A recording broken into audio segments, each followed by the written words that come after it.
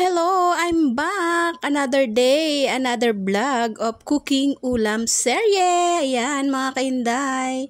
Magluluto lang tayo dyan ng ating pananghalian.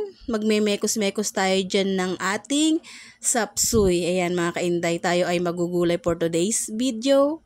Ayan, at nagisa lang tayo dyan ng bawang sibuyas.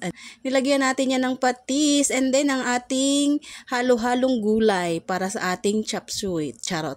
Yan guys, ginisa ko lang yung ating gulay dyan. Meron niyang repolyo, sayote, carrot, and then ang ating kinchay, meron yan. Ayan, nilagyan na natin siya ng gatas. Super raming gatas para so creamy.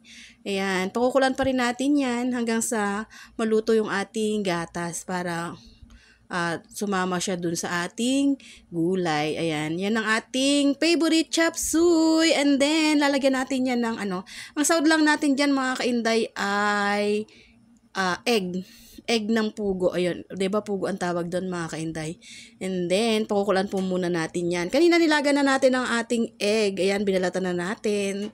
Pinakita pa ng kainday nyo. Ayan, sasama na natin 'yan diyan para habang ating pinapakulan pati ay kasama na yung ating egg. Ayan, 'di ba? It's so yummy ang ating sapsuy. Ayan, solve na ang ating pananghalian sa ating gulay. Ayan, 'di ba? Budget na ulam. 'Di ba? Budget na ulam 'yan, mga kainday. So, healthy pa siya.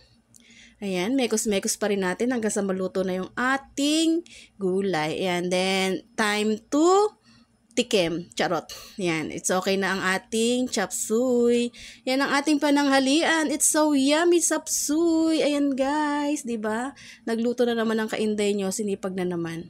Ayan, thank you for watching. Maraming salamat sa suporta nyo. Ayan na ang ating lunch na sapsuy with egg. Yan, it's so yummy and super creamy. And guys, thank you for watching. Maraming salamat. Kain po tayo. Yan ang ating pananghalian. Bye.